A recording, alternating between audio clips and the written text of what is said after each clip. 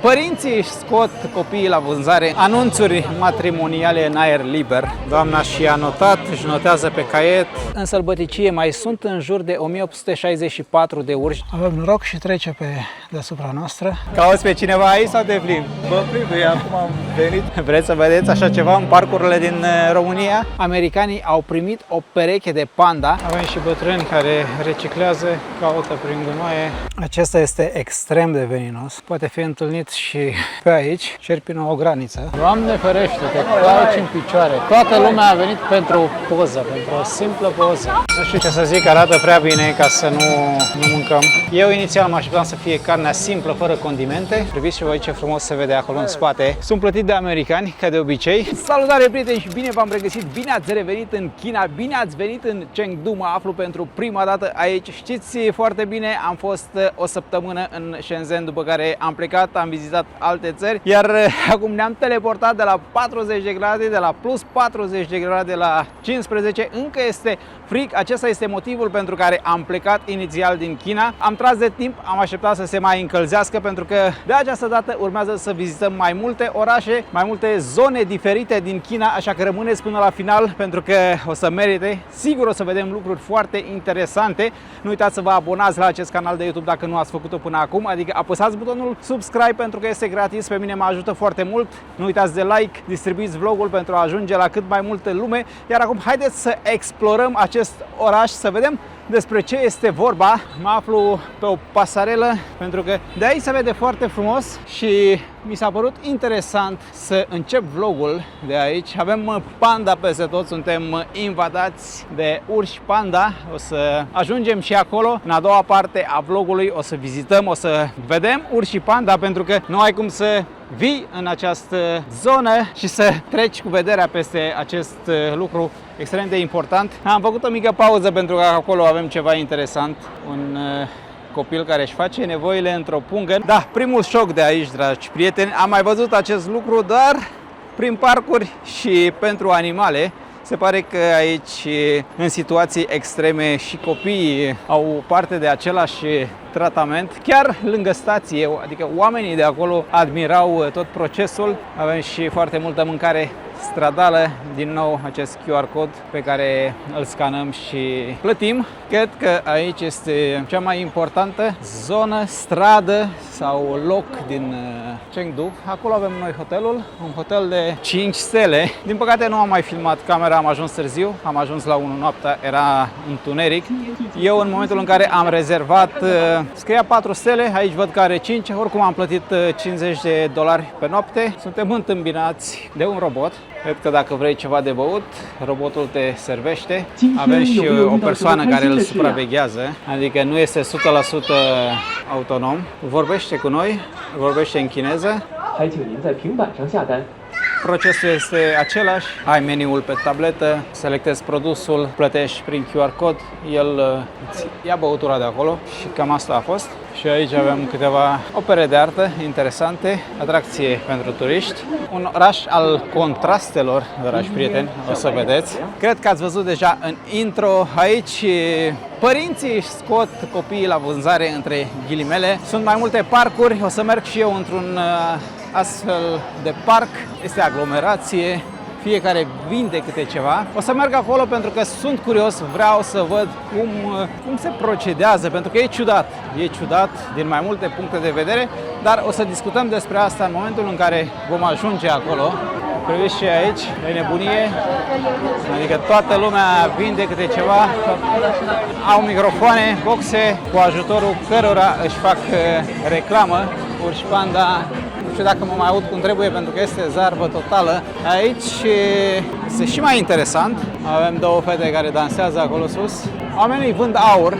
Se pare că aici nu este suficient să ai un magazin deschis într-o zonă bună și gata, vânzările curg. Trebuie să vii cu ceva nou, cu ceva în plus pentru a-ți atrage clientela. Ceai, pentru că această zonă este renumită pentru așa ceva, ceainării foarte multe, dar avem și oameni ai străzii, avem și oameni care reciclează, caută prin gunoaie Eu am venit și aseară aici. Seara arată mult mai frumos din punctul meu de vedere. Chengdu, pentru cei ce nu știu, capitala provinciei Sichuan, unul dintre cele mai importante orașe din vestul Chinei. Vorbim despre un oraș cu o istorie de peste 2000 de ani legat de vechiul regat Shu, dar și despre un loc care astăzi este cunoscut în toată lumea, mai ales pentru urși panda și mâncarea din Sichuan. Este unul dintre cele mai mari orașe din China. Dacă e să luăm în calcul întreg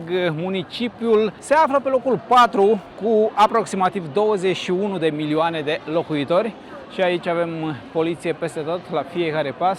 Așa că mă gândesc că siguranța nu ar fi o problemă, dar prin Asia nu sunt probleme legate de siguranță, în mod normal. Avem foarte mulți bișnițari și aici, oameni care vând haine de firmă. Are o istorie de aproximativ 2300 de ani, mai exact, iar unele surse UNESCO merg pe ideea unei civilizații de peste 4500 de ani. Așa că vorbim de un loc cu o istorie importantă. Sunt curios dacă peste tot este așa, dacă tot orașul arată așa. Reclame peste tot, foarte multe persoane, foarte aglomerat. Vă spuneam și la început, aici lucrurile se schimbă. Nu mai e același lucru ca în Shenzhen. Aici se filmează.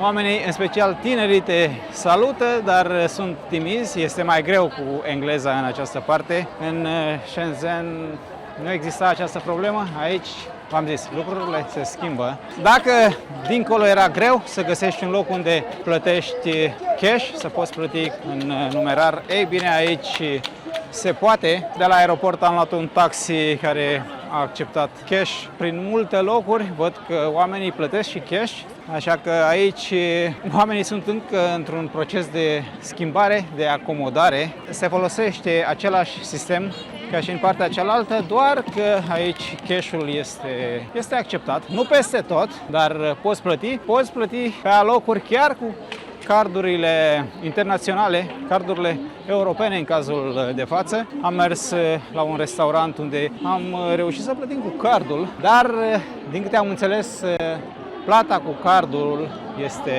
mai rară, cardurile noastre. Sunt cazuri izolate, foarte multe astfel de personalități în această zonă. Un alt lucru interesant este că în 2010 UNESCO a desemnat Chengdu ca fiind City of Gastronomy. Orașul gastronomiei a fost pentru prima dată când un oraș din China a primit acest titlu. Foarte multe astfel de sculpturi. Este greu să te înțelegi om cu om pe aici din cauza acestor reclame. Acest lucru se întâmplă în acea zonă centrală. Cum a ieșit, lucrurile se schimbă. Că tot discutam de mâncare, priviți ce bine arată. Un fel de plăcinte cu carne tocată, ceapă, varză și condimente. Miroase foarte bine. Pe aici avem persoane mai în vârstă care vând cam același lucru. Avem și dude, fel de chestii interesante. Acolo avem rață, cred, rață sau pui. Rață pentru că văzusem ciocul. Prețurile sunt ok, nu sunt foarte mari. Nu știu dacă sunt mai mici față de Shenzhen. Momentan. Vedem, pentru că o să luăm un taxi mai târziu, să mergem în afara orașului. Vreau să văd un lucru foarte important pentru mine, cel puțin. Așa că o să mergem undeva la 55-60 de km cu taxiul. Parcă ne-am teleportat în Vietnam pe alocuri, cum care aceste femei fructele. Doar că sunt lucruri care se bat cap în cap în imaginația mea, pentru că când spui China și datorită reclamei de pe internet, când spui China, te gândești la roboți, la tehnologie, nu te-ai gândit să vezi bătrânii cărând fructe sau alte lucruri cu spatele pentru a câștiga un ban în plus. Am ajuns, aceasta este intrarea principală, cred, parcul oamenilor, People's Park, cam așa se traduce. Nu știu exact în ce direcție trebuie să mergem, avem câteva persoane în vârstă care joacă cărți. De fapt, avem foarte multe persoane în vârstă, persoane care dansează. Foarte frumoasă și această zonă. Avem o bătrânică care lucrează. O să te plimbi cu barca. Atmosfera este plăcută, de sărbătoare. Este și weekend astăzi și cred că acesta este motivul pentru care este ceva mai aglomerat și avem parte de aceste concerte. Cred că acolo sunt afișele cu matrimoniale. Cred că am găsit după lungi căutări, pentru că acest parc, să știți că nu este mic. Bineînțeles, scrie în chineză. O să încerc să traduc câte ceva. Scrie câte puțin și în engleză. Numele, data nașterii 88, înălțimea 1,58, necăsătorit. Să vedem ce ne traduce aplicația pentru a înțelege mai bine. Femeie necăsătorită, născută în 88, 1,58, absolventă a Universității Normale, dar nu cred că a tradus bine. Oricum, fata are facultate, angajată, lucrează în zona sudică de înaltă tehnologie, dar nu cred că traduce bine, oricum lucrează în zona IT. Este muncitoare și ambițioasă, frumoasă și are un caracter bun. Deține propria casă în zona sudică. Numărul de telefon, telefonul părinților, valabil până în 23 mai 2026. Reamintim, aceste informații sunt furnizate de către solicitantul persoanei care dorește să se căsătorească. Acum nu este tradus exact, dar ideea se înțelege. Aici avem o persoană, o femeie, are diplomă de licență, angajată, loc de muncă stabil, caracter bun, personalitate veselă, responsabilă, sănătoasă fizic și mental, deține o casă, ambii părinți sunt pensionari. Este născută în 1979, are 1,60 m, se caută bărbați necăsătoriți, născuți între 75 și 80, valori solide, un puternic simț al responsabilității și condiții potrivite. Prieteni, anunțuri matrimoniale în aer liber, un Tinder, mai pe înțelesul celor mai tineri, Tinder în aer liber. Păcat că nu avem și poze. Acum nu înțeleg dacă sunt și părinții aici, pentru că părinții sunt cei care afișează sau pun aceste afișe. Din câte văd, le înregistrează prima dată. Cred că la primărie sau la, autoritatea competentă de aici. Sunt foarte multe. Aici avem și poze, doar că pozele sunt doar pentru cei interesați cu adevărat. Și sunt foarte multe persoane care caută cu adevărat, adică îi văd că introduc numărul de telefon și încearcă să comunice prin WeChat. Acestea sunt numerele de telefon. Nu mă așteptam să fie atât de multă lume. Am găsit și o poză. S-au strâns fetele aici pentru că văd și poza. Haideți să vedem ce scrie, dacă prindem puțin loc. Să vedem ce ne traduce. Cred că dacă ai poză, ai mai mare succes. Necăsătorit, născut în 97, bărbat, 1,75, în prezent soldat activ și plănuiește să se întoarcă în Chengdu. Vesel, optimist, meticulos, nici prea gras, nici prea scund, nici prea slab. Caut pe cineva cu valori solide. Problema mare este că nu și-a trecut studiile și nici dacă are casă sau nu, pentru că aceste două lucruri sunt extrem de importante. După cum vă spuneam la început, o să vedem în acest vlog și lucruri frumoase și altele ciudate, interesante. Ei bine, acesta este unul dintre ele, piața căsătoriilor. Îi spun piață pentru că exact așa pare, așa este. Părinții își scot copiii la vânzare, pun aceste anunțuri în care contează înălțimea, vârsta, studiile, salariul și, foarte important, dacă persoana are casă sau nu, are apartament sau nu. O să vă rog să-mi spuneți ce părere aveți, dar până atunci am să vă explic pe scurt, foarte pe scurt, despre ce este vorba în această zonă, pentru a înțelege foarte bine contextul. Și aici sunt foarte multe persoane interesate, persoane care chiar caută. Adică nu e nimic de glumă. În multe familii, mai ales atunci când copiii trec de o anumită vârstă, căsătoria nu mai este privită doar ca o alegere personală, ci ca o etapă obligatorie. Dacă nu ești căsătorit, încep întrebările, încep comparațiile sau neliniștea. De ce nu ai pe nimeni? Ce se întâmplă? Când faci pasul următor? Când faci copii? Pentru mulți dintre noi, pentru mulți români, partea aceasta este ușor de înțeles, pentru că și la noi există această presiune socială, dacă vreți, doar că de cele mai multe ori la noi rămâne în casă între patru pereți sau cel mult se discută între rude. Ei bine, aici, după cum puteți observa, există o diferență foarte mare, pentru că această presiune nu mai rămâne între patru pereți. Părinții vin în astfel de locuri, în astfel de parcuri și caută partener pentru copilul lor, de parcă ar încerca să salveze o problemă urgentă a familiei, iar lucrul acesta, din punctul meu de vedere, spune multe despre cât de mare este presiunea și cât de puțin mai rămâne căsătoria o alegere intimă, pentru că este foarte aglomerat, pentru că în momentul în care părinții intervin direct, este clar că nu mai vorbim despre două persoane care se plac și este trist din punctul meu de vedere. Cred că acesta este termenul corect, sau cel puțin așa mi-a venit acum. Nu vreau să merg mai departe, dar este trist. Văd că toată lumea pune degetul acolo pe apartamente, mai multe apartamente. Acum, dacă aplicația mea nu traduce bine, îmi cer scuze. Altă soluție nu am găsit. Și aici avem o poză, dar este cu spatele. Lucrează într-o organizație media guvernamentală, deține casă, nu are trecut romantic, îi place să călătorească, să scrie. Caută un tânăr vesel, înstărit, născut în 97 și să provină dintr-o familie cu părinți stabil financiar. Se ajunge aici, sau acest lucru se întâmplă și pentru că la un moment dat intră în joc și reputația familiei.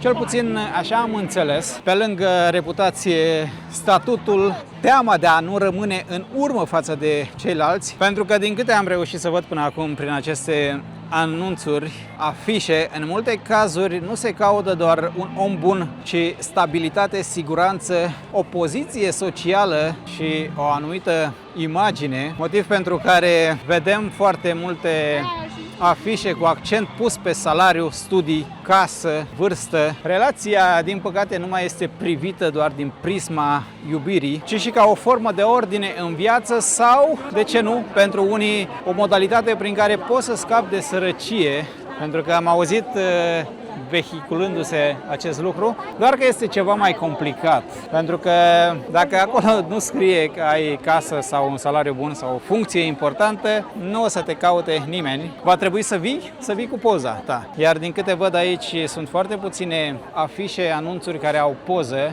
așa că până la aspect, situația financiară sau familia din care provii este mult mai importantă. De obicei, bărbații văd că insistă pe poze. Romania. Europe. Do you know what is Romania? No. No? Close to Italy? Italy. Yeah. Italy. Ukraine, Russia. You have TikTok. Not TikTok. Facebook. No, I don't have. Douyin. No. Douyin. You have YouTube. You don't use YouTube here, so WeChat. WeChat. Yeah, WeChat. Connect Weixin. Ok. Connect Weixin. Ok. L-am întrebat, de fapt am vrut să-l întreb dacă caută pe cineva aici și se pare că aici este departamentul de băieți și mi-a zis că nu-i plac băieții, lui îi plac fetele. O să discutăm și despre asta. Where are you going next? Just walking around. I want to see the city, nothing more. Very beautiful here in China. Yeah. And I like China. China is a very beautiful country. Very beautiful country. Cred că am vorbit cam 15-20 de minute. Omul vrea să exerseze limba engleză, așa că am discutat, este de treabă. Încă mai are de învățat, dar îi place. Okay, was a pleasure. Okay, we will speak later because I want to finish the video, yeah? Okay, nice to meet you. Nice to meet you. Bye. Oamenii sunt de nota 10, o să discutăm ceva mai târziu și despre ei, pentru că merită, sunt diferiți față de ce am mai întâlnit până acum în aceste țări. Când spun aceste țări, mă refer fac o comparație fără să vreau, de multe ori, dar o fac, între China, Japonia, Coreea de Sud. Aici oamenii sunt mult mai primitori, sunt deschiși, vor să te ajute, adică te ajută așa cum reușesc ei, pentru că bariera lingvistică există, este serioasă. Și ce am observat, mai ales când vorbim de tineri, ca și în cazul de față, este foarte greu să le explici ce faci. Când le spui de YouTube, de Facebook, nu înțeleg. Pur și simplu, majoritatea nici nu știu ce este acela YouTube.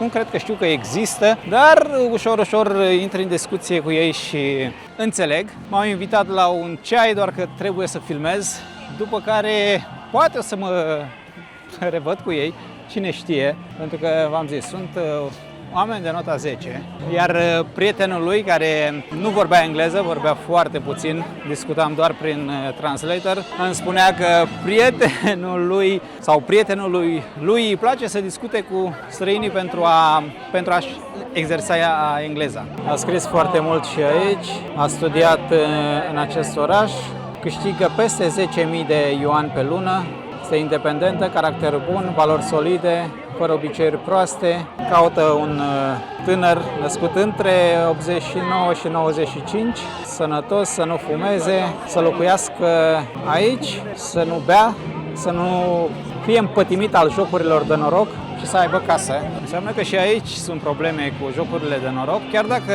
sunt mai după perdea. În momentul în care ajungi să pui pe hârtie cât câștigi, ce studii ai, dacă ai locuință, dacă nu ai, pentru a-ți găsi pe cineva, pentru a-ți găsi sufletul pereche, este...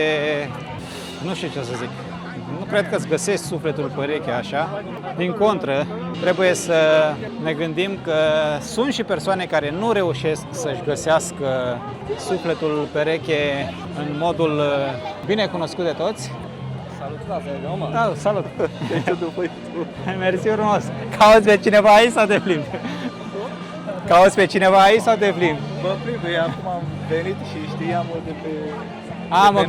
Mă gândeam că locuiești aici. Nu, am păsat cu 2 săptămâni pe serviciu și am zis să explorez cât mai mult. Oricum e.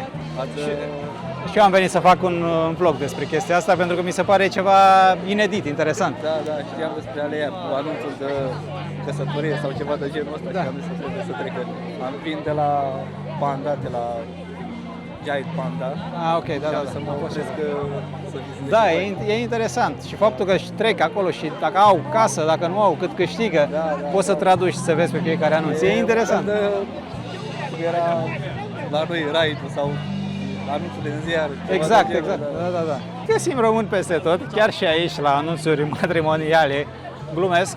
Era în vacanță și a trecut pe aici pentru că, din câte se pare, acest loc a devenit și o atracție turistică, pentru că mai văd din când în când turiști, mai văd din când în când străini. Să știți că, în același timp, subiectul a devenit și mai sensibil în ultimii ani în China, pentru că numărul căsătoriilor a scăzut foarte mult, iar problema este legată și de natalitate, motiv pentru care autoritățile au început să simplifice procedurile și să încurajeze căsătoria în diverse moduri, așa că ceea ce vedem aici nu ține doar de tradiție, ține de presiunea familiei, de bani, de statut și de o problemă reală a societății de astăzi. În momentul în care accentul cade atât de mult pe bani, pe locuință, pe statut, unii oameni sunt puși din start într-o lumină proastă, într-o poziție mai slabă, iar acest lucru arată sau demonstrează că nu mai vorbim doar despre relații, ci despre o formă de selecție socială. Haideți să o spunem pe direct, fără să ne mai ferim sau să o luăm pe ocolite, pentru că, din câte văd aici, dacă ai case, ai bani, poți să-ți găsești foarte ușor pe cineva, iar restul, ceilalți, oamenii simpli, oamenii normali, rămân în umbră, dacă vreți, și vor rămâne singuri. Pentru că, din câte văd eu aici, asta se caută, v-am tot zis, am tot repetat, se caută bani, casă, apartamente, sunt și prin spate, sunt persoane mai în vârstă care negociază, cred că se întâlnesc părinții între ei, cred că aici sunt bărbații, unde e cu albastru, și acolo unde e cu roz sunt femeile. Fetele se opresc, citesc afișul, aici este și mai ciudat. Tânărul are afișul în mână, a venit în persoană. Nu e de mirare că acești tineri nu își găsesc partener dacă principalele lucruri la care te uiți sunt casa, banii. Doamna și-a notat, își notează pe caiet, pe carnețel. E ciudat. Puteți să-mi spuneți ce vreți, dar e ciudat. Parcă tranzacționez merele la piață, cam așa fac bătrânii aici, cu nepoții sau copiilor. Este de Doamne ferește, adică este un Tinder dus la un alt nivel. Ok, nu înțeleg eu limba, dar înțeleg ce fac. Îmi dau seama când părinții negociază între ei, pentru că văd și arată pozele copiilor pe telefoane și, după cum vedeți aici, cred că și-au mâncare, apă, stau toată ziua, vin aici și sunt hotărâți să găsească perechea potrivită pentru copilul lor. Să-mi spuneți ce credeți. Acum o să ieșim din parc, mergem să explorăm și alte zone. V-am zis, cred că am pierdut prea mult timp aici, pentru că v-am zis la început, o să vreau să vedem cât mai multe lucruri, locuri. E interesant, e ceva ce nu vezi. Adică eu nu am mai văzut așa ceva nicăieri. Nu văd nimic pozitiv în acest lucru, în ceea ce se întâmplă aici. Poate pentru, nu știu, pentru o anumită categorie de persoane, dar nu știu, adică să nu fii capabil să-ți găsești pe cineva de unul singur. Nu cred că există chestia asta. Poate nu vrei și asta pot înțelege. Acum mai există și următoarea problemă. Tu vrei mereu pe cineva cu foarte mulți bani și este mai greu, dar hei, haideți să mergem mai departe, pentru că sunt sigur că voi știți mult mai bine față de mine cum funcționează aceste lucruri și cum ar trebui să funcționeze. Vreți să vedeți așa ceva în parcurile din România? Ce spuneți? Pentru că pe internet există, dar acolo este doar de fațadă, matrimoniale de fațadă, pentru că în spate știm cu toții ce se întâmplă. Aici nu, aici se pare că e pe bune. Haideți că ne-am teleportat într-o altă zonă, Duyan Yan sau Duyan Jan, ceva de genul, undeva peste mâncare și foarte mulți ursuleți panda din Cluj. Am venit aici pentru că vrem să-i vedem și în realitate. O invazie, exact, Andreea, o invazie de panda. Foarte multă lume, cu toate că nu suntem în cea mai aglomerată zonă, adică cel mai renumit loc unde puteți admira acești urși. Suntem la aproximativ 60 de kilometri, cam așa am făcut taxiul, 63 de kilometri. Nu știu exact cum funcționează, vedem la fața locului. Momentan foarte multe persoane și foarte multe suveniruri. Panda Valley este unul dintre locurile cunoscute din această zonă pentru panda. Vreau să văd cum arată în realitate. Pe lângă asta vrem să vedem și noi urșii. Ar fi pentru prima dată. I-am mai văzut undeva? Nu. 不是，我点好了，然后门口还要点吗？还有点吗？ 填好了，他Bănuiesc că ei fiind în vârstă au reduceri și trebuie să completeze câteva documente suplimentare, 55 de yuan de persoană. Am intrat, acolo avem ieșirea, nu ne interesează momentan. Aceasta este intrarea, s-a înnorat, sperăm să țină vremea cu noi. Toaleta, haideți să căutăm ursuleții, 14 euro pentru 2 persoane. Dacă vrem să vedem panda, pe aici trebuie să luăm. Panda gigant, cum le spun cei de aici, noi le spunem simplu, urși panda. Din ce am citit înainte să ajung în această zonă, locul nu este prezentat doar ca spațiu pentru vizitatori, ci și ca centru legat de conservare, cercetare și pregătirea unor panda pentru condiții cât mai apropiate de natură. Cred că toată lumea știe, urșii panda sunt un simbol pentru China și aduc foarte mulți turiști. Îmi plac și aceste mini cascade. Ne-am teleportat în natură. Suntem departe de zgârienori, de tehnologie. Îmi place foarte mult. Știți foarte bine, mie îmi place și tehnologia, îmi place să fiu în oraș printre zgârienori, dar parcă când ajung în astfel de locuri, totul se schimbă. Recapeți buna dispoziție, te încarci cu energie. Din informațiile pe care le-am, aici nu ar fi o grădină zoologică, dar până acum așa arată. Știți că mie nu-mi place să merg prin grădini zoologice, să filmez, așa că dacă simt că are, sau mai bine zis, dacă simt că acest loc se îndreaptă către o grădină zoologică, nu o să pierd foarte mult timp aici, o să admirăm urșii și cam atât, pentru că nu sunt de acord cu ținerea animalelor în captivitate. Acum foarte mulți turiști aleg să meargă la 10 km de Chengdu, pentru că acolo ar fi, nu știu dacă cel mai mare centru de cercetare, pentru că aceste locuri nu sunt numite grădini zoologice, v-am zis. Nu știu dacă este cel mai mare acela, dar este cu siguranță cel mai vizitat. Se numește Chengdu Panda Base, doar că aici, fiind și mai departe, este mai puțin vizitat, așa că este mai liber. Iar din câte am înțeles ar fi mai autentic. Nu știu dacă acesta este termenul corect. Avem voie să filmăm peste tot, nu avem voie să folosim flash-ul. Pare a zoo, că acum ei împachetează frumos și zic că e rezervație. Vă spuneam, un simbol al acestei țări și aduce foarte mulți turiști, dar pe lângă turiști este vorba și despre bani, imagine, controverse, nu doar despre protejarea unei specii. Dacă tot am ajuns în această situație, o să discutăm puțin și despre controversele create de acești urși. De fapt, nu urșii le creează, oamenii, pentru că așa sunt oamenii, un pod suspendat. Până acum, multă apă, multe cascade. De zeci de ani, China folosește panda și ca simbol de prietenie în relația cu alte țări. De exemplu, după vizita lui Richard Nixon în China în 1972, americanii au primit o pereche de panda, iar momentul acela a devenit unul dintre cele mai cunoscute exemple de așa numita panda diplomație sau diplomația prin intermediul urșilor panda. Avem aici ursulețul care doarme. Toți dorm, Andreea. Cam murdar geamul. Priviți-l pe acesta cum mănâncă, s-a întins pe spate. În România, din păcate, nu avem. China nu ne-a trimis și nouă. Avem, în schimb, panda roșii. Priviți-l și pe acesta.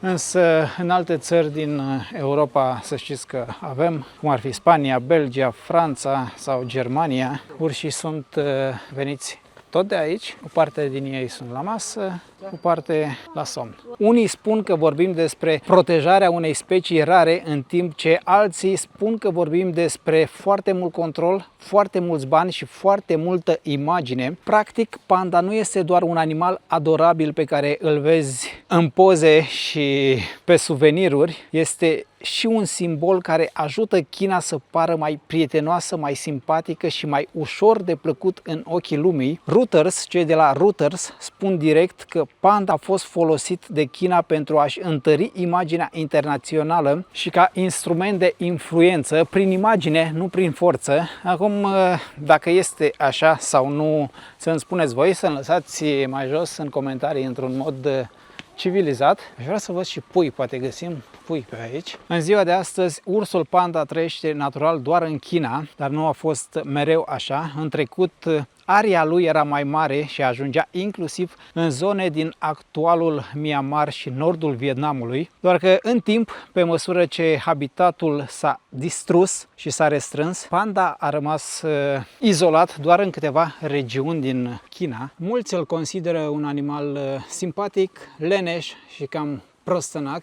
În realitate, lucrurile sunt puțin mai complicate. Panda își conservă energia foarte atent pentru că trăiește aproape exclusiv din bambus, iar bambusul nu îi oferă foarte multe calorii. Tocmai de aceea îl vezi mâncând enorm și stând foarte mult. Mai interesant este că, deși face parte din ordinul carnivorelor, dieta lui este aproape complet bazată pe bambus, așa că trebuie să înțelegem unul din motivele pentru care dorm foarte mult. Dorm și mănâncă. Să știți că în sălbăticie mai sunt în jur de 1864 de urși, dacă informațiile mele sunt adevărate, iar numărul lor total cu cei aflați în captivitate ar fi undeva între 2600 și 2700. Cam așa se vede de sus. Va trebui să urcăm, pentru că înainte de a pleca vreau să-i vedem și pe cei roșii. Vă spuneam că sunt și în Brașov câteva exemplare. În concluzie, și aici suntem tot într-o grădină zoologică. Acum că ei împachetează frumos și spun centru de cercetare, cum și cei din Thailanda, când vine vorba de elefanți, spun că este la fel centru de ajutor pentru elefanți sau sanctuar al elefanților. Până la urma urmei sunt grădini zoologice împachetate frumos. Aici, ce drept, ne aflăm pe munte. Este o grădină zoologică într-o zonă de munte, nu în oraș. Avem mai mult verde, dar din punctul meu de vedere spațiul pe care îl au urși și panda este mic. Dar hei, nu știu foarte multe lucruri despre ei, așa că nu știu cât spațiu ar trebui să aibă. Din câte am înțeles, aceștia pot fi și agresivi. Într-adevăr, aceștia au spațiu mai mare. Am făcut traseul prin copaci, priviți-l acolo. Cred că se duce la culcare și el. Avem noroc și trece pe deasupra noastră. Lumina nu mai este atât de bună, din păcate. Sunt mai mici și au mai mult spațiu, trasee prin copaci. Avem și acești domni de la pază care au un cartel și ne spun că nu avem voie să-i hrănim. De fapt, nu avem voie să hrănim animalele. Avem și păsări, diferite tipuri, reptile. Uite aici un semn cu reptile, că tot vorbeam, doar că nu o să mai rămânem, am venit pentru urși și panda. V-am zis, în această parte a Chinei găsiți mai multe astfel de locuri unde puteți vedea urșii. Eu am ales să vin aici pentru că este aproape de locul pe care vreau să-l văd. O să luăm un taxi, o să mergem, cred că undeva la 10 minute, 10-15 minute, pentru că vreau să văd cel mai vechi sistem de irigații din lume care încă funcționează și astăzi. Acesta este extrem de veninos. Poate fi întâlnit și pe aici, pentru că, hei, șerpii nu au graniță. Din nou, suveniruri. Aici avem o toaletă. Fumatul este interzis, chiar și țigările electronice. Acum eu urși panda în alte grădini zoologice nu am văzut, v-am zis, pentru prima dată îi văd aici. Nu știu care sunt condițiile în restul lumii. Bănuiesc că aici sunt cele mai bune condiții pentru că, hei, sunt la ei acasă. Acum, cred că și Andrei avea dreptate când spunea că ei nu sunt capabili să trăiască de unii singuri și nu... Un spațiu prea mare nu ar fi benefic pentru ei, pentru că trebuie să supraveghează. Am zis, eu nu am cunoștințe prea largi în domeniu, așa că vă las pe voi să-mi explicați în comentarii dacă greșesc. Rămân aceeași părere, o grădină zoologică e o grădină zoologică, dar de multe ori e necesară. Am luat un taxi, 20 de yuani în ea, pe Didi, aplicația Uber-urilor, în jur de 17, așa că este perfect. Gata, am ajuns la destinație. Cred că și aici va trebui să cumpărăm bilet sau o să vedem imediat cum funcționează. 10 lei a costat taxiul, 10 lei 10 km, ca în Shenzhen, 1 leu pe kilometru. Foarte mulți turiști în această zonă. Este un loc turistic. Poate de această dată o să vedem și străini. Văd că avem și copaci înfloriți, dacă ar fi natural. Domnul aici ce vinde? Cafea? Nu. Hello. Artiști de stradă, foarte frumoasă această intrare. O chină diferită față de cea cu care am fost obișnuiți până acum. Și aici avem o doamnă care da, florile sunt naturale. A trebuit să vin mai aproape pentru că de obicei am văzut foarte mulți copaci din plastic care imită foarte bine naturalul. Și aici, dacă vrei să oferi bani, trebuie să scanezi acel QR code. Spuneam că vrem să mergem în Japonia pentru a vedea cireșii înfloriți, dar iată că i-am văzut mai devreme. Cârnații aceștia miros foarte bine. Aici este, pentru asta am venit și am vrut să venim mai pe înserat pentru că seara, cel puțin din imaginile pe care le-am văzut pe internet, seara se vede mult mai frumos. Construcția acestui sistem de irigare a început în jurul anului 256 înainte de Hristos, deci vorbim despre o lucrare începută acum mai bine de 2200 de ani, iar tot ce s-a făcut aici a avut un scop foarte clar, să controleze apa râului Minjiang, să reducă inundațiile și să ducă apă spre câmpia din jurul Chengduului, o zonă foarte importantă pentru agricultură. UNESCO spune clar că sistemul încă funcționează și astăzi și că încă distribuie apă spre terenurile fertile din zonă. Partea interesantă este că aici nu au făcut un baraj clasic care să oprească complet apa râului, dar cu toate acestea, gândiți-vă, vorbim despre lucruri care au fost create acum 2200 de ani. Ce frumos miros acești cireși. Bineînțeles, suveniruri. Sistemul a fost gândit în așa fel încât să folosească forma terenului și curgerea naturală a apei ca să poată controla debitul, să reducă inundațiile și să elimine o parte din aluviuni fără să blocheze complet râul. Cred că de aici se vede cel mai bine. Practic, apa este împărțită și dirijată în așa fel încât sistemul să facă mai multe lucruri în același timp. Asta referitor la ce vă spuneam mai devreme. Acum, văzându-l în ziua de astăzi, poate că pare ceva banal pentru unii, dar gândiți-vă, acest lucru a fost gândit, creat acum mai bine de 2200 de ani. Foarte multe fete își închiriază costume în această zonă pentru poze. Miroase a mâncare peste tot. Acum, mirosul pentru unii este plăcut, pentru alții mai puțin plăcut. Mâncarea de aici fie îți place, fie nu. Nu cred că există o cale de mijloc. Foarte multe temple în această zonă. Am văzut și câteva pagode. Cred că da, vedem și de aici. Ce vă spuneam de falsuri, acesta este fals, imită foarte bine. Doar suntem în China și aici miroase bine grătarul, doar că pune foarte multe lucruri peste. Dacă ar lăsa carnea așa cum este, simplă, cu sare și piper, ar fi mai pe gustul nostru, mai pe gustul românilor. Am zis, nu este pentru toată lumea mâncarea de aici. Tot acest sistem a ajutat foarte mult sau a ajutat direct la dezvoltarea acestei zone, a zonei Chengdu. Astăzi irigă aproximativ 670.000 de hectare, 668.000 de hectare mai exact, așa că oamenii au făcut o treabă foarte, foarte bună. Acesta să fie ultimul sau dacă e să mergem pe râu în jos, găsim tot mai multe astfel de baraje. Aici deja debitul este mult mai mic pentru că râul a fost împărțit, apa a fost împărțită. Avem și bătrâni care reciclează, caută prin gunoaie sticlele de plastic. În ultimul vlog din China, de fapt, am vorbit despre pensiile de aici.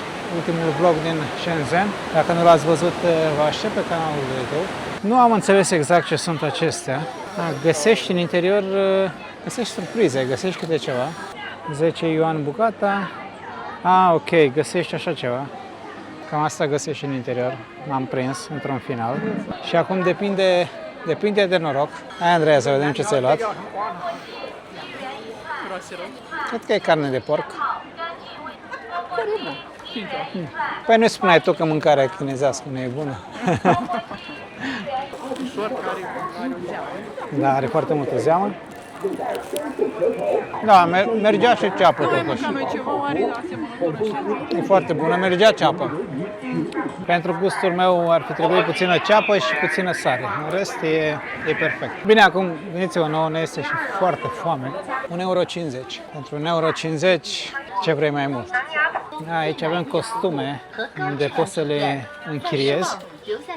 Am văzut că te și machează. Eu am zis că vreau să rămânem până se înserează inițial, pentru că se vede frumos, este totul luminat, dar nu știu dacă să mai așteptăm încă o oră și jumătate aici, făcând nimic, pentru că am explorat tot ce era de explorat. Aici vii mai mult pentru poveste, vii pentru a vedea o parte din istorie, pentru a mânca diverse lucruri, dacă tot ești aici. Pe partea cealaltă avem realitatea mai puțin plăcută, pentru că pe acolo locuiesc oamenii simpli. Blocurile și-au pierdut din culoare, din nou dacă vreți, dar asta rămâne pentru un alt vlog, pentru că acești copaci înfloriți, care arată foarte bine, nu ne lasă să ne stricăm buna dispoziție.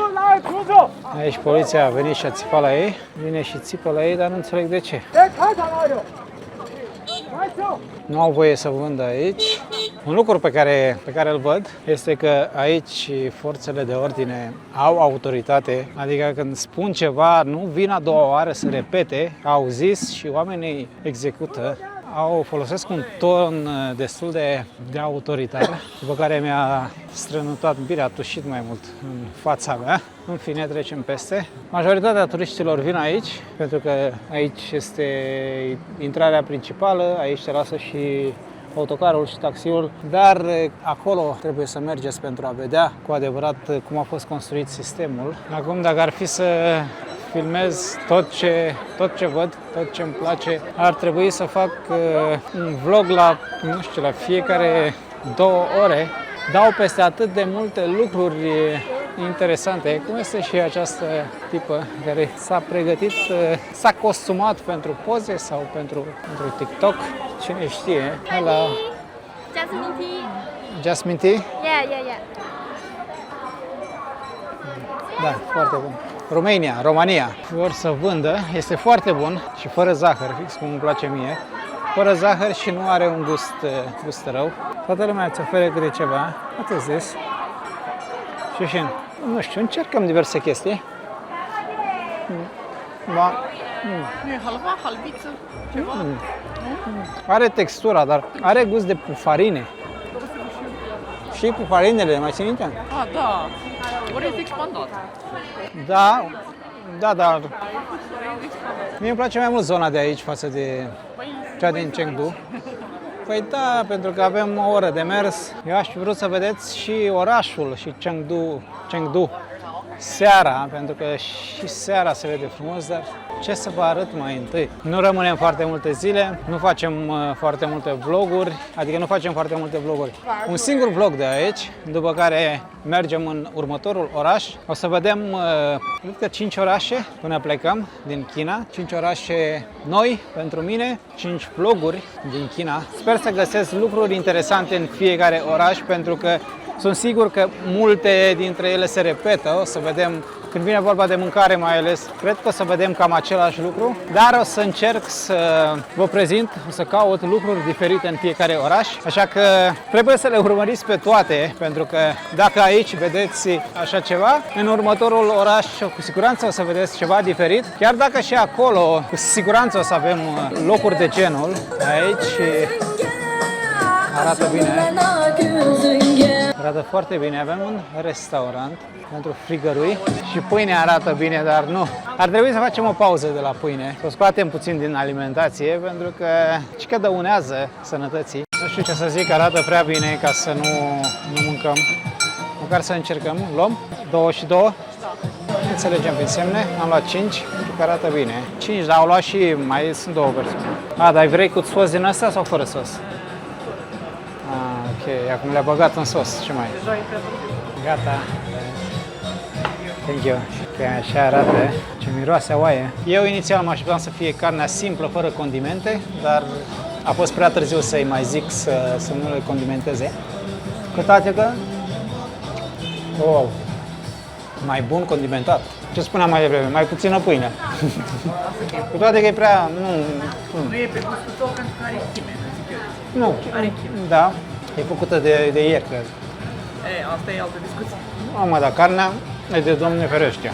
Aici merită făcut un vlog cu mâncare, așa că să fiți cu ochii pe Instagram sau pe Facebook. O să vă anunț acolo când este gata. Ia priviți și acesta ce bine arată. L-am încercat și în Shenzhen. Foarte bun, mai ales când este frig. Iar la noi este răcoare, sunt 15 grade. Pe acele frigărui am plătit 30 de lei, aproximativ, și pâinea, cred că pâinea a fost gratis până la urmă. Mamă, a venit un miros de tofu. Ok, acum o să luăm un taxi, să trebuiască să plecăm din această zonă, cu toate că nu vrem. Da, este o altă China, Nu știu dacă este autentică, pentru că încă suntem la început. China este foarte mare, dar este altceva. Departe de zgârienori, trebuie să bem ceva pentru că ne este sete. Acolo nu avea nimic de băut. Aici arată bine. Cred că ne dă o sticluță din aceea cu suc. Doamna ce face acolo? Cartof copt și la prășit. Ok. Acolo face un fel de salată orientală. Pentru asta sunt cartofii. Foarte multe condimente. Cam așa arată. Ceapă, ardei iute, coriandru. Haideți să vedem. Natural 100%. Ce bun e. Am prins și pe seară până la urmă aici. Cam așa se vede. Foarte multă lume. Foarte aglomerat acum. Mamă, te calci în picioare. Fiți atenți ce e aici. E nebunie. Pur și simplu. Bine că am venit pe zi, pentru că acum nu mai avem nicio șansă să filmăm, să facem poze, să vedem zona. Este de Doamne ferește. Vedeți ce aici, toată lumea s-a oprit în mijloc. Deci asta este imaginea devenită celebră pe internet. Doamne ferește, te calci în picioare. Toată lumea a venit pentru o poză, pentru o simplă poză. Nici măcar un singur turist străin nu văd, nu am văzut. Asta nu înseamnă că nu vin și turiști străini, să știți că vin, dar sunt puțini comparativ cu cei de aici.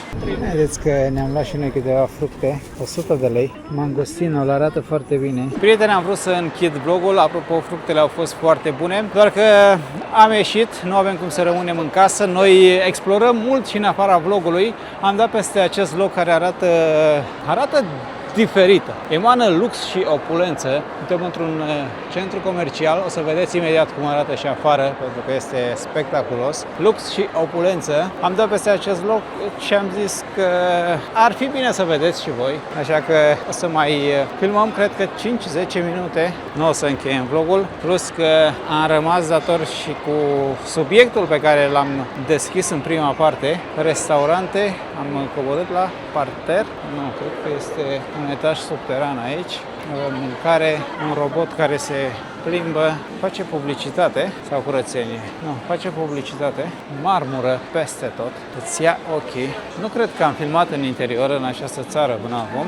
Foarte multe restaurante interesante în această zonă, cum este și acesta. Ești servit de roboți, dar mâncarea vine pe acolo. Coboară, ți-ai luat farfuria, după care roboțelul a plecat, doar că lista de așteptare este mare. Este coadă, păcat, pentru că ar fi fost interesant și vreau să mâncăm și noi. Poate cu altă ocazie, toate restaurantele arată foarte bine pe aici, doar că este coadă foarte mare, priviți și voi. Ai nevoie de rezervare, nici vorbă să vii și să găsești un loc liber. Vedeți cât de frumos arată și în interior. Aici cred că avem pește și fructe de mare. Prieteni, cam așa arată această zonă. Acum să-mi spuneți voi dacă a meritat sau nu așteptarea sau dacă a meritat sau nu să deschid camera, pentru că v-am spus, inițial voiam să închid vlogul imediat ce am coborât din acel taxi. Acolo este centrul comercial în care am fost mai devreme. Cam așa arată în jurul lui. Pe desubt avem un alt centru comercial, magazine de lux, restaurante, zgârienori de jur împrejur, dar piesa de rezistență este aici. Priviți și voi. Să știți că în realitate este mai întuneric. Camera sau lumina de aici face ca totul să fie mai luminos. O să vreau să mergem acolo aproape pentru a vedea exact aceste forme care de fapt sunt 2, 4, 6 turnuri sub formă de bambus. Imită foarte bine bambusul, sunt iluminate, iar seara se văd senzațional. Avem apă de sus până jos, foarte multe persoane, toată lumea face poze. Acum aici se schimbă, în realitate se vede mult mai bine decât pe cameră. Foarte multe persoane. Este o zonă bogată aici, nu știu exact cum se numește, dar de jur împrejur avem zgârienori. O să filmăm și pe zi, nu cred că o să mai intre în vlogul de astăzi, dar o să vedeți pe Instagram, pe story, acolo pun în fiecare zi, o să vă las linkul în descriere sau o să pun aici o poză, pentru că vă aștept și acolo cu un follow, cu o urmărire. Știți că în prima parte a vlogului am deschis subiectul despre cei care au relații cu persoanele de același sex. O să vreau să mai adaug ceva după care trecem mai departe, pentru că am rămas dator cu unele explicații. Sistemul politic de aici este controlat strict de Partidul Comunist, dar asta nu înseamnă că toate subiectele sociale sunt tratate identic, pentru că știți foarte bine, în cazul jocurilor de noroc, legea este clară. În China continentală jocurile sunt ilegale, cu excepția loteriilor aprobate de stat, dar în cazul relațiilor între persoanele de același fel, lucrurile nu sunt puse în aceeași categorie juridică, iar pe partea de societate imaginea este mult mai nuanțată decât ar crede multă lume. Un studiu publicat în 2024 pe populația din China continentală arată că majoritatea persoanelor susțineau tratament corect la muncă și protecție pentru elevi și angajați, iar aproximativ jumătate spuneau că mariajul între persoanele de același fel ar trebui acceptat. Tot acolo apărea însă și o limită clară. Acceptarea scădea când întrebările deveneau mai personale. De exemplu, dacă cineva ar merge la o astfel de nuntă sau dacă ar fi deranjați în cazul în care ar avea vecini persoane dintr-o astfel de categorie. Asta demonstrează că există deschidere în societate, dar nu una uniformă și fără rezerve. Acum, legat strict de acest oraș, pentru că și acesta este unul din motivele pentru care am deschis subiectul, de ani buni are reputația de a fi unul dintre cele mai cunoscute locuri din China pentru această comunitate. Presa internațională și relatările din ultimii ani vorbesc despre porecla Gaidu, sau orașul a primit această poreclă Gaidu, și despre faptul că orașul a căpătat imaginea unei capitale neoficiale pentru LGBTQ. Și sunt foarte multe zone cu baruri, zeci, sute de baruri speciale. Vedeți cum se vede, în această zonă avem și foarte mulți turiști străini, pentru că este o imagine care circulă destul de des pe rețelele de socializare. Fără să exagerez, știți că nu o fac, acest loc chiar își merită reputația, adică În realitate arată fix ca pe rețelele de socializare. Priviți și voi ce frumos se vede acolo în spate. Este de vis. Abia aștept să văd și celelalte orașe, să văd ce surprize îmi rezervă, pentru că aici orașul pot spune că a depășit așteptările. Este, nu știu dacă este peste Shenzhen. Din anumite puncte de vedere poate. Tehnologia nu este atât de avansată aici. Mă așteptam ca și aici să găsesc un oraș tehnologizat, dar este pe alocuri, dar nu este la nivelul Shenzhenului. Acum acest lucru, dacă este de bine, este de rău, nu știu, voi să-mi spuneți. Un alt lucru pe care nu am reușit să-l facem în acest vlog este să încercăm ceaiul de aici, pentru că acest oraș are o cultură foarte puternică a ceaiului, foarte multe surse. Spun că ar fi peste 30.000 de ceainării în oraș. Vreau să trec pe partea cealaltă, așa că pentru a nu ocoli am coborât puțin pe aici. Vă spuneam, magazine, aruncăm pe scurt o fugă. Sper că lentila să fie curată, pentru că am intrat pe sub apă pe acolo. Priviți și voi. Doar că nu mai intrăm cu altă ocazie. Trebuie să urc și să iau în partea cealaltă. Cred că v-am mai zis, trebuie să fac câte un vlog la fiecare oră sau la 2 ore, dacă ar fi să filmez non-stop tot ceea ce văd, pentru că acest oraș chiar are multe lucruri de oferit. Nu știu dacă multe lucruri de oferit, pentru că toate orașele au multe lucruri de oferit, dar aici văd lucruri noi pe care nu le-am mai văzut în altă parte, cel puțin în ultima perioadă. O să mergem și în zonele de țară, pentru că vreau să văd și cealaltă latură a Chinei. Avem timp pentru toate, așa că vă rog să nu trageți concluzii pripite, pentru că am văzut în comentarii, sunt multe persoane care se uită la un vlog și gata, așa arată China. Dacă prezint lucrurile negative, sunt plătit de americani, ca de obicei, sunt plătit să denigrez China, cum a fost un vlog trecut din această țară, după care pun un al doilea vlog în care prezint lucrurile frumoase și tehnologia. Ei bine, atunci sunt plătit de chinezi ca să le fac reclamă, așa că, din păcate, unele persoane nu pot fi mulțumite, sunt setate într-o anumită direcție, nu vor să înțeleagă că pe acest canal politica nu are loc. Noi călătorim și filmez ceea ce văd, prezint lucrurile în stilul meu, nu mă interesează ce face X sau Y sau ce vorbește X sau Y despre mine, pentru că mi-a zis în comentarii că sunt criticat de anumite persoane pe la TV.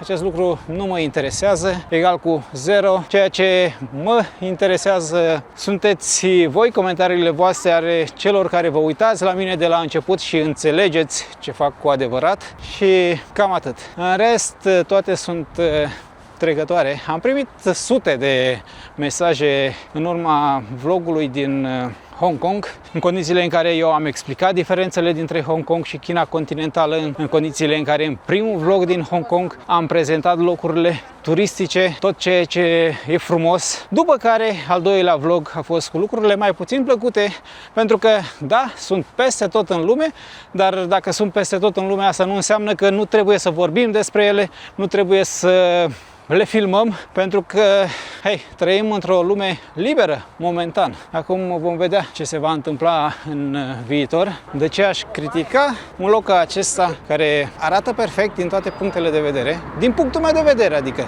știu că folosesc anumiți termeni la infinit, dar asta este. Dacă aici erau oameni ai străzii, era mizerie, criticam. Asta nu înseamnă că nu avem oameni ai străzii, pentru că ați văzut la început, am dat peste ei, chiar în acea zonă bună, pentru că hotelul nostru este într-o zonă bună. I-am filmat fără niciun fel de problemă. Acolo unde sunt, îi filmez. Acolo unde sunt în exces sau problemele ies foarte mult în evidență, fac un vlog separat pe această temă. Unde nu este cazul, nu este cazul. O să mai adaug un lucru după care o să închei acest vlog, pentru că sunt foarte multe persoane, nu doar în România, care venerează comunismul, iar în momentul în care văd o țară comunistă, cum este China, și văd zgrienori, văd lux, opulență, văd ceea ce vedeți și voi acum în jurul meu, spun că aceste lucruri sunt datorită comunismului. E bine, nu este așa.